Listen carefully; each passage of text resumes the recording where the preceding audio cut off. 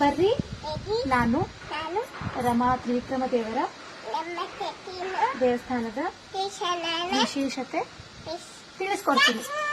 ಹಾ,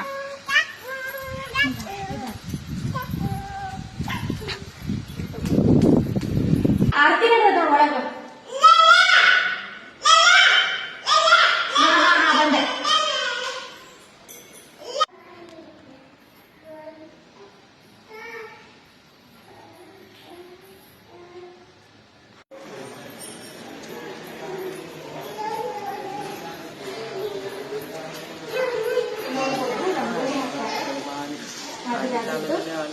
ಇಷ್ಟು ಚಂದ. ಇದು ಜೂಮ್ ಮಾಡಿ ತೋರಿಸ್ತೀಯಾ? ಅಂದ್ರೆ ಇಲ್ಲಿ ಹತ್ತು ಶ್ರೀ ಭೂತರಾಜ ಏನೈತಲ್ಲ, ಗಗನ ಮಾರ್ಗದಲ್ಲಿ ಬರುವಾಗ ರಾಕ್ಷಸರು ಬರ್ತಾರೆ. ರಾಕ್ಷಸರು ಬಂದ ಕೂಡಲೇ ಇದನ್ನ ಇದರ ಒಂದು ಗಾಲಿಯನ್ನ ತೆಗೆದು ಏನ್ ಮಾಡ್ತಾರೆ, ಆಯುಧವಾಗಿ ಅದನ್ನ ತೆಗೆದು ಬಿಡ್ತಾರೆ. ನೀವು ಇದನ್ನು ನೋಡ್ಬೋದು. ಇಲ್ಲಿ 2 ಗಾಲಿ ಅವ, ಇನ್ನೊಂದು ಗಾಲಿ ಅನ್ನದ. ಸರ್ವಾರ್ಥ ಬಾಯಿಲಿ, ಏ ಸರ್ವಾರ್ಥ,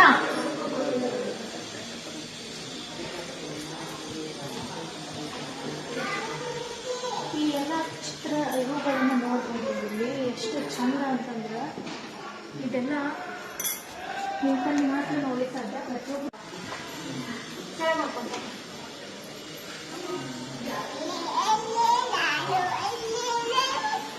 ಸಾವಕಾಶ ಮುಂದೆ ನೋಡ್ಕೊ.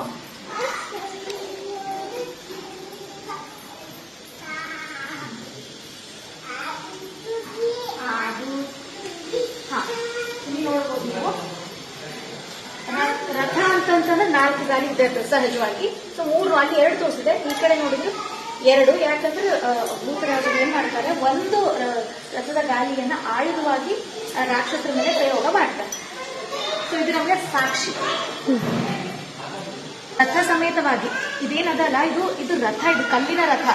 ರಥ ಸಮೇತವಾಗಿ ಶ್ರೀ ಭೂತರಾಜರು ಗಗನ ಮಾರ್ಗದಲ್ಲಿ ತ್ರಿವಿಕ್ರಮ ದೇವರನ್ನ ತಗೊಂಡು ಬರುವಾಗ ರಾಕ್ಷಸ ಒಬ್ಬ ಅಡ್ಡ ಆಗ್ತಾನ.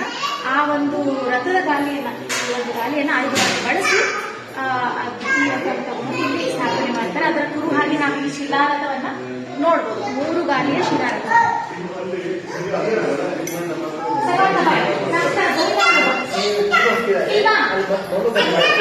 ನಮಸ್ಕಾರ ಮಾಡಿ, ಗೋವಿಂದ ಮಾಡಿ.